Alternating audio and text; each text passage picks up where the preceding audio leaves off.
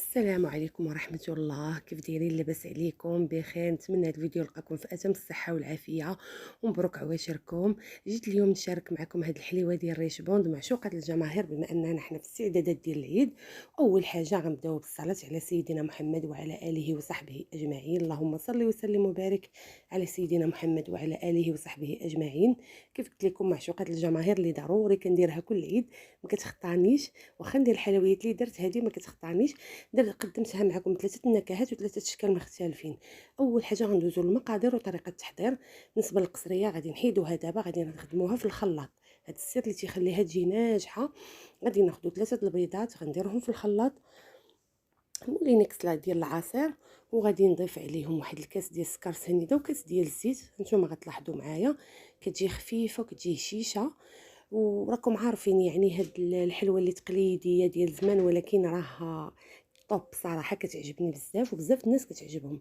كيف شفتوا معايا درت ثلاثه البيضات، كاس ديال السكر، كاس ديال السنيد، كاس ديال الزيت ديال العنبه، العبار ديال العنبه، واحد القبيصه ديال الملح، ودرت شويه ديال السيترون. عندي هنايا القشره ديال الحامض ميبسه، النكهه ديال الحامض. وغادي نحك مازال واحد الحامضه حتى هي غندير الزيست ديالها. يمكن لكم تحكوا حتى ليمونه حتى هي ديروا الزيست ديالها وديروا الفاني. انا غنكتفي غير بهاد القشره ديال الحامضه، وديك القشره ديال الحامضه اللي ميبسه حتى هي بغيتها بالمذاق ديال الحامض، كتعجبني بزاف بالمذاق ديال الحامض، خصوصا مع الكوك. صافي ضفت واحد الخماره ونص، تقريبا 10 غرام.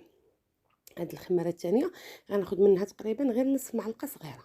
كيف كتشوفوا معايا هاد العناصر كامله كتخلط في الخلاط، كيبقى لينا غير الدقيق فقط. كيف شفتوا معايا ضربتهم في الخلاط غير شويه حتى كيمتزجوا ليا العناصر كامله. دابا عاد غنصبهم في القصريه وغادي نكمل الخدمه ديالي. هاد الطريقه هذه فاش نديروها في الخلاط يعني كيمتاز لينا البيض مع السكر سنيده دغيا تيتخدموا وتيذوبوا مع بعضهم، تجينا الطريقه سهله وكتجي ناجحه صدقوني.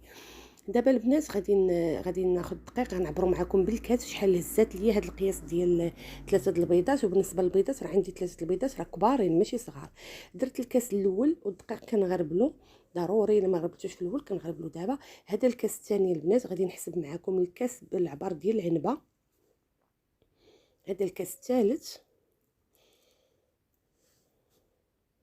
ودابا غادي نضيف الكاس الرابع حتى هو صافي، وغادي نحبس. والكاس الخامس غنحطو حدايا حتى نخلط باش ما كنبقاش نكب في الدقيق، لان هي السر ديالها في انها ما تجيش ثقيله بالدقيق. دابا درت 4 الكيسان، غادي نبدا نخلط نشوف القوام ديالي كيفاش داير، عاد نشوف واش غير خصني داك الكاس ولا غير النصف ولا ما نخصنيش كاع. يعني ما تنبقاش غير تنكب في الطحين، لان هاد الحلوه كيف قلت لكم النجاح ديالها في انها كتكون يعني مرخوفه شويه، ما تكونش قاصحه. الا قصحنا العجينه ما كتجيناش ما كتجيناش رطبه. ديك الرطوبه اللي تنعرفوا في ريش بوند كتجي رطبه.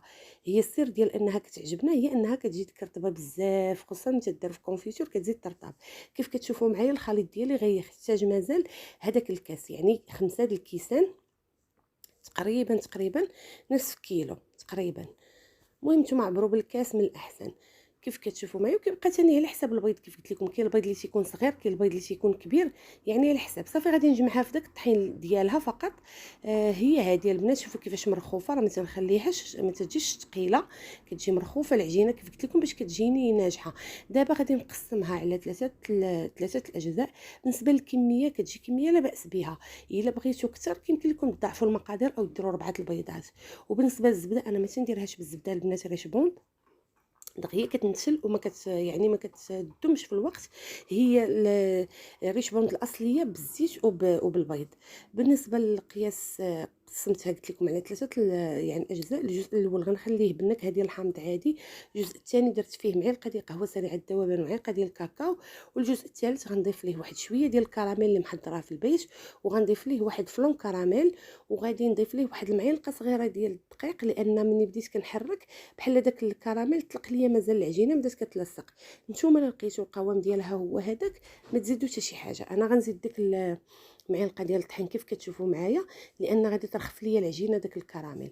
صافي وغادي نخلط النكهه ديالي على هذا الشكل. وعطاتني 3 الكويرات كل وحده بنكهه. بالنسبه للكوك غادي ندوزو نحمرو، خديت نصف ديال الكميه ولا اقل، وغادي نحمرو. بالنسبه في التحمار تنحمرو في المقله على نار هاديه وتنوقفوا، راه دغيا تيتحمر البنات بحال شكل اللوز ايفيلي وداكشي ولا كثر، يعني تنوقفوا عليه. الجزء الاول اللي ما فيه حتى شي نكهه غادي نديرو كويرات صغار. انا بغيت ديك ريشبون التقليديه ديال زمان اللي وحده ملاصقه مع وحده، وصراحه شحال هذا ما درتها نظرا لذاك الوقت. والثانيه ديال الكاكاو غنديرهم غريبه عاديه، والثالثه ديال الكراميل درتهم هكا صبيعات، يعني كنخلطو في الاشكال وصافي. بالنسبه للكونفيتور خديت الكونفيتور السائل ديال الحلوه، خديت القرعه الكبيره قسمت على جوج تقريبا، النصف اللي في الزلافه اكثر خليته كونفيتور عادي وزدت عليه المزهر ودفيته فوق البوطه. وكونفيتور الاخر ما زدتش فيه المزهر، غير دفيته فوق البوطه وزدت فيه هاد الاقراص ديال الشوكولا. انا درت هاد الشوكولاط هذا عندي فيه 57% ديال نسبه الكاكاو باش كيعطيني واحد اللذه احسن من كالا ولا هذا. صافي من بعد ما وجدت ليا الحلوه ديالي كنوجد التزيين. كيف كتشوفوا راني كندير في كسكسو البنات ليله القدر. صافي هي هذيك انا غادي نوجدها من قدامي، وفي نفس الوقت كنوجد في الكسكسو هي هذه. صافي طابت كتجي على هاد اللوين هذا تتجي مذهبه، ما تتبغيش البنات تحمر، هي رشبون ما تتبغيش تحمر في اللون. انا درتهم كلهم في لاطه وحده حتى نيت ديال الكاكاو باش نعرف ليها الطيب ديالها. راكم عارفين ملي نديروا حلوه الكاكاو في شي لاطه طيب بوحده ما تنعرفوش واش طابت ولا باقا ولا تحمرات ولا هذا. المهم انا هزوا ليا كاملين لاطه وحده، غادي نوريكم كل وحده والتزيين ديالها. بالنسبه للاول وحده غنبدا هما هادو اللي ريشبون التقليديه العاديه. غادي ناخذ هادوك الحليوات الصغار غنديرهم في الكونفيتور اللي معاه المزهر، كتعطي هاد المذاق ديال المزهر مع الكونفيتور ديال مشمش، يعطي واحد المذاق غزال. واخا هاد النوع ديال الكونفيتور اللي خديت هاد المره ما عجبنيش بزاف، ماشي بحال النوع اللي مولفه ناخذ ما لقيتوش، خديت هذا واخا هكاك ما زوينش. صافي كيف كتشوفوا غنجيب واحد الصفايه وغادي نهز هذوك الحليوات وغنديرهم في الصفايه باش ما كيتخلطش ليا داك الكوك وكيتبقى ليا كميه كثيره ديال الكونفيتور في الحلوه. الا هزيناه نيشان بالمعلقه من كونفيتور الكوك داك الكوك كامل تيضيع. غادي نحطها تصفى شويه كتقطر من داك الكونفيتور، وغادي نبقى نلاقي وحده بوحده هكا وغادي نفندهم في الكوك عادي كيف الطريقه التقليديه. صراحه هذا الشكل هذا فيه الخدمه ولكن كيجي رائع وكيفكرنا بايام زمان البنات. صافي غادي نستمر كنهزهم هكا وتنديرهم في الكوك وتنفندهم بالفورشيط باش ايدنا، لان ايدنا فيها الكونفيتور غتهز لينا بزاف الكوك. صافي تنبقى نعاود نهزهم هكا وتنحطها في الطبيسيل. ايوا غير قولوا لي ملي كتشوفوا هاد الحلويات ما كتفكروش ايام زمان وايام الطفوله؟ كانت كتعجبني صراحه من الصغر هاد الحليوه هادي.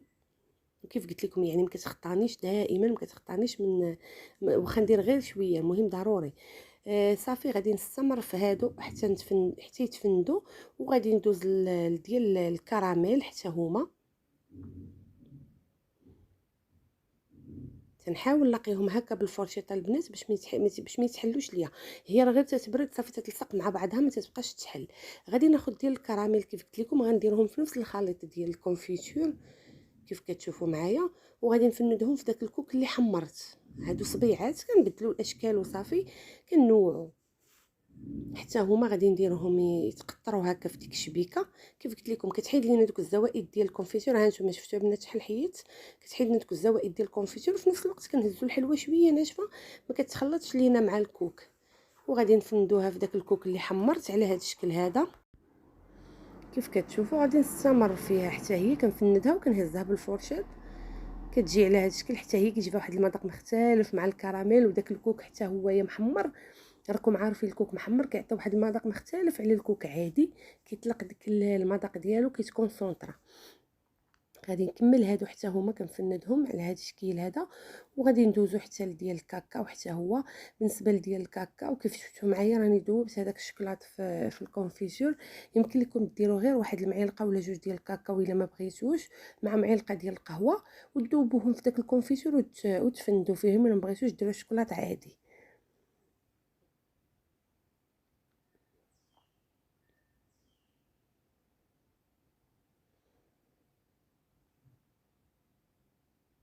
صافي هادو هما ديال الكراميل كملتهم معاكم. غنزول هادشي كامل وغادي ندوز دابا ديال الكاكاو البنات، لانني غادي